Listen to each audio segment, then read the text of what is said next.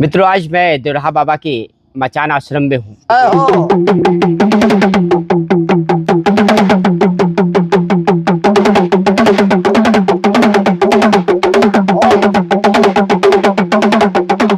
और जंगल में जब हम दो बचपन के मित्र आए हैं, बहुत पहले से एक दूसरे को जानते हैं।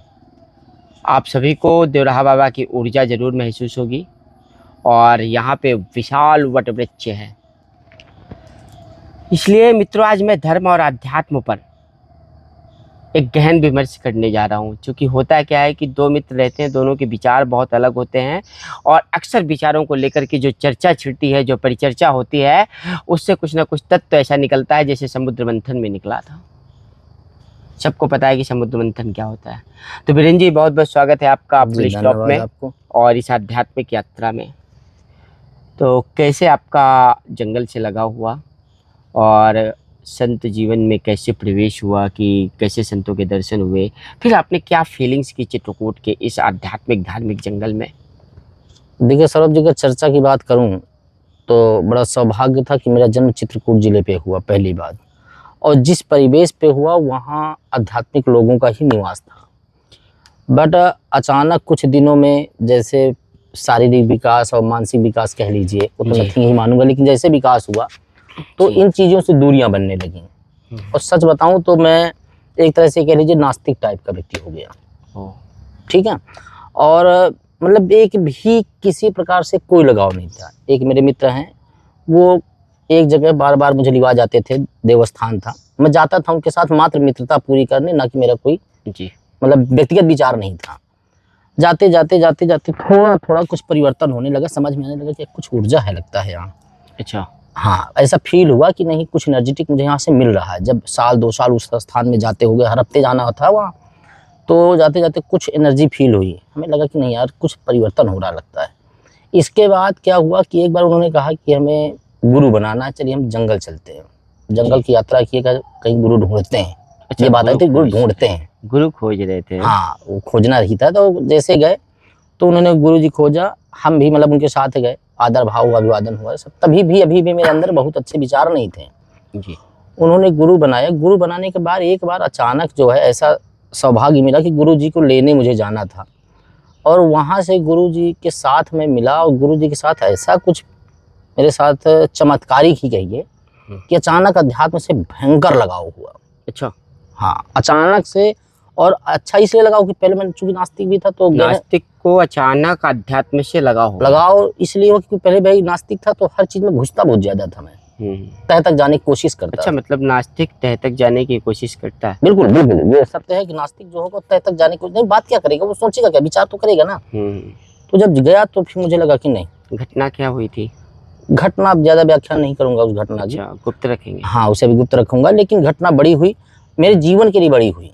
अच्छा, कोई ऐसी घटना, बदलाव हुआ जो है कुटी में, ऐसा कोई काम आया हो, ऐसी कोई बात हुई हो हाँ, जो आपको बहुत प्रेरक लगी हो कि यार ये कैसे हो सकता है? प्रेरणा की संत जंगल के संतों का ऐसा हो जाता है कभी कभी। देखिए, नॉर्मल सा जीवन जो दिखाई देने में नॉर्मल जीवन था महाराज जी का, संत जी का। और उन्होंने ऐसी ऐसी कुछ बातें अपने बचनों पे सामूहिक कहे, जो मुझे लगा कि ये व्यक्तिगत मेरे लिए लागू हो रही है। अच्छा। जो उन्होंने देखा नहीं, जो उन्होंने समझा नहीं, हाँ, जिसको उन्होंने देखा नहीं और उस बात को कह गए। जो मेरे अंदर था उन्होंने सुना नहीं और उस बात को वो कह गए। कई ऐसी उनके साथ घटनाएं मेरी हुई। जैसे आज मैंने सोचा कि मुझे महाराज जी से बात करनी, अचानक उनकी मिस कॉल आ जाना। मैंने आपसे चर्चा किया कि भाई मुझे महाराज जी से बात करनी है यार, बहुत दिनों से बात नहीं, बहुत दिनों से दर्शन नहीं हुआ, अचानक उनकी मिस कॉल आ जाना। अच्छा, हाँ। मुझे कहीं ना कहीं झटका लगेगा। मतलब वो आपको इतना हाँ आभास महाराज जी भी करते हैं जितना आप उनको करते हैं? हो सकता है ऐसा हो, लेकिन और इसके बाद उनको जब मैं लिवा के गया तो कुछ अंदर विचार थे कि इनके बारे में मुझे महाराज जी से चर्चा करनी चाहिए। फिर भी मैंने चर्चा नहीं किया। और जब उनको छोड़ने गया तो उन्होंने बैठाया, कहा बीरेन बैठो, और उन्होंने अपने से कहा कि यार ऐसा करो कि तुम ऐसा ऐसा करो तो तुम्हारी मन की अशांति दूर हो। मैंने कहा अरे ये तो मुझे पूछना था। ये तो मैंने किसी से चर्चा नहीं किया, ना मैंने फैमिली से किया, ना किसी से नहीं किया। भाई किसी से किया होता तो हो सकता है इस व्यक्ति ने बता दिया हो। क्यों मेरे मन के अंदर आज उत्पन्न हुआ, मैं घर गया भी नहीं और महाराज जी फिर रास्ते में मुझसे मतलब पहुँच के कह भी रहे कि ऐसा। तो झटका लगा कि नहीं यार, इसमें बहुत कुछ है। फिर जब इस पे आना जाना रहा है और अचानक कुछ ऐसी प्रेरणाएं आने लगी कि अध्यात्म से लगाव अपने आप बढ़ने लगा। और वास्तव में अब तो अच्छा, अध्यात्म उन से महाराज जी ने कभी कोई ऐसी परीक्षा दी या कभी कोई ऐसा काम सहेजा हो कि ये कर दो, हाँ और एक कभी चीज और लगा। आपको या आपके किसी संगी साथी को हाँ नहीं जब नहीं कभी बिल्कुल आपको बिल्कुल। लगा हो यार महाराज जी को कैसे क्या जानकारी, क्योंकि ऐसी रहस्यात्मक घटनाएं चित्रकूट के जंगल में हमने खूब देखी नहीं है। नहीं बिल्कुल बिल्कुल सही बात है आपकी भाई। वहाँ महाराज जी जो हैं, महाराज जी का हमने देखा, जो व्यक्तिगत देखा, तो वो कभी किसी से कोई काम करवाते नहीं, अच्छा। सिवाय जिनको राम नाम दे दे तो हो सकता है थोड़ा करवा लेते हो। हमने राम नाम सुना भी नहीं। और मैं अगर जाऊंगा तो मुझसे जरूर कुछ ना कुछ छोटा मोटा वर्क करवा लेते हैं। जी। खुशी भी मिलती है, वहाँ काम करने में आनंद भी आता है। जब बात महाराज जी करवाते नहीं, फिर महाराज जी खुद आदेश दे दें जी। तो और खुशी की अनुभूति अच्छा, होती है, उत्साह आ जाता है। उत्साह आता है। फिर एक बार मैं जब उनके पास गया तो कहा जाओ नहा के आओ नदी से। हमने कहा महाराज जी मैं तो नहा, अरे कहा नहा के आओ। नहाया और एनर्जेटिक फील हुआ। अच्छा जी। बिल्कुल मंदाकिनी शरीर मैया में स्नान करके। बीमार था मैं, मुझे लग रहा था मुझे गाड़ी चलाने में दिक्कत होगी, लेकिन वहाँ नहाने के बाद और फिर ऐसा लगा कि मेरी बीमारी दूर, कोई डॉक्टर से दवा नहीं, कोई ट्रीटमेंट नहीं, बड़ा एनर्जेटिक फील हुआ। अभी भी मैं 2-4 दिनों से, काफी दिनों से परेशान था, लेकिन यहाँ आने के बाद लगता है बिल्कुल मैं हल्का हो गया। अच्छा, एक घटना का जिक्र आपने किया था एक बार, पानी लाने की घटना। हाँ हाँ मुझे वही याद आ गई। वही है। वो जब भी जाऊंगा तो कहेंगे कि वीरेंद्र पानी ले आओ हाँ नदी से, हाँ। गायों के लिए पानी ले आओ, गऊओं के लिए ले आओ, या तो महाराज जी वही सार्वजनिक रखवा दें। तो ये महाराज जी कभी ना कभी छोटा मोटा करवा लेते हैं, तो उससे खुशी मिलती है कि चलिए काम तो दे रहे हैं। बाकी लोग तरसते हैं वहाँ काम करने के लिए, किसी से काम नहीं करवाते महाराज जी, और मुझसे करवाते हैं। एक बार मैं गया तो मैंने सोचा कि भाई चलो ठीक है एक बार ले आता हूँ। मैंने बताया ना उस समय बहुत अच्छे विचार नहीं थे मन में, लेकिन पता नहीं उनके मन में कहाँ से आ गया था कि ये इस क्षेत्र में जाएगा, जो भी रहा हो। और काम दिया तो मैं स्पीड से ले आया, और थोड़ा सा ढाल थी और काम में ज़्यादा कर नहीं पाता, स्पीड से ले आया, थक गया। मैं सोचा चलो इनका काम हो गया। उन्होंने कहा कि ऐसा करो एक डिब्बा और ले आओ। मैं कहा महाराज जी का पता नहीं कितने डिब्बा मंगवा ले। तो फिर मैं अपना आराम से लाया, बस एक डिब्बा। इसके पहले देखिए मैं क्यों गोपनीय रखूँ, जो महत्वपूर्ण एक बात है, जहाँ से मैंने मतलब पहला उनका मुझे लगा कि पता नहीं कैसे जान जाते हैं। जब मेरे मित्र ने उन्हें गुरु बनाया तो उनसे मित्र को उन्होंने कहा कि जाओ बच्चा तुम पानी ले आओ कमंडल में। तो उनके साथ मैं गया तो वैसे ही पानी निकाल लिया नदी से। मैंने कहा महाराज जी के लिए ले जा रहे हो, थोड़ा सा धुल लो। तो उस जो है उसको मैं उनके कमंडल को धुल करके पानी निकाल दिया। अब पानी निकाल कर उनको दे दिया। वहाँ पे केवल मैं, मेरा मित्र और प्रकृति, यानी नदी थी, जंगल था, कुछ नहीं था वहाँ पे। और जैसे हम आए तो गुरु जी ने कहा कि ऐसा करो दिनेश, उस पानी को डाल दो, फिर से लेके आओ। फिर से लेके आओ। हमने कहा क्या दिक्कत है भाई, पानी तो आ गया था।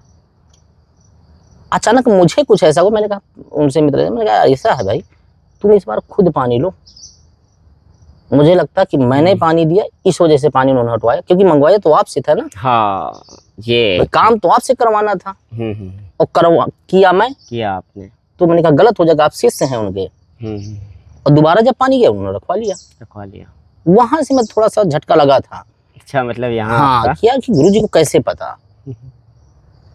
तो अब यहाँ से ज्यादा लगाव हुआ, अध्यात्म से जुड़ना हुआ, बहुत सारी चीजें मिलती रहती हैं, ऐसा नहीं है, ज्ञानार्जन होता है। तो और ज्ञानार्जन देखिए सौरभ जी, बहुत सारे ज्ञानार्जन जो हुए मुझे अपने आप हुए, आपसे बताऊं, घटनाओं के किसी के बताने से नहीं, कुछ पढ़ा भी नहीं मैंने अध्यात्म के बारे में बहुत ज्यादा, ठीक है, फिर भी जो भी है थोड़ा बहुत केवल घटनाओं से मिलता रहा, संत समाज से इसी तरह। और जहाँ तक आपके साथ मिला तो तमाम जगह जाने को मिला, ये भी एक भाग्य की बात थी जो है। तो कुल मिलाकर के जब आप आए जंगल की ओर, तो आपके ना जो एक शब्द था, ना के अंदर जो आ छिपा था, नास्तिक, आ का उद्भव हुआ, ना विलुप्त हो गया, विलुप्त हुआ, और आ का उद्भव पुनः हुआ। जी। और वहाँ से आप एक आस्तिक दुनिया में प्रवेश कर गए।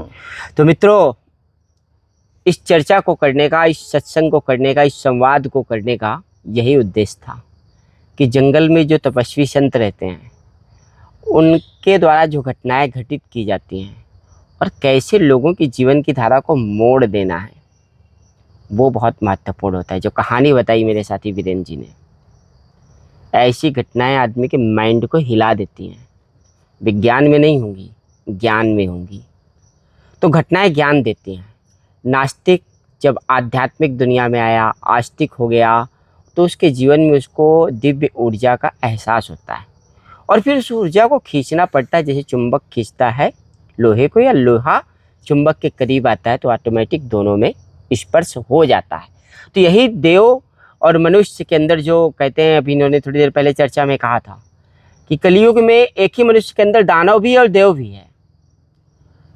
अब निर्णय आपका है कि आपको अपने अंदर के देवता को जगाना है, देवत्व को जगाना है, उसको प्रभावशाली बनाना है, या फिर क्रोधी, तामसिक और तमाम तरह का भोजन जो आता है वो सब करके अपने अंदर के दानव को जगाना है। तो हम एक बहुत ही अच्छे प्रयास में हैं।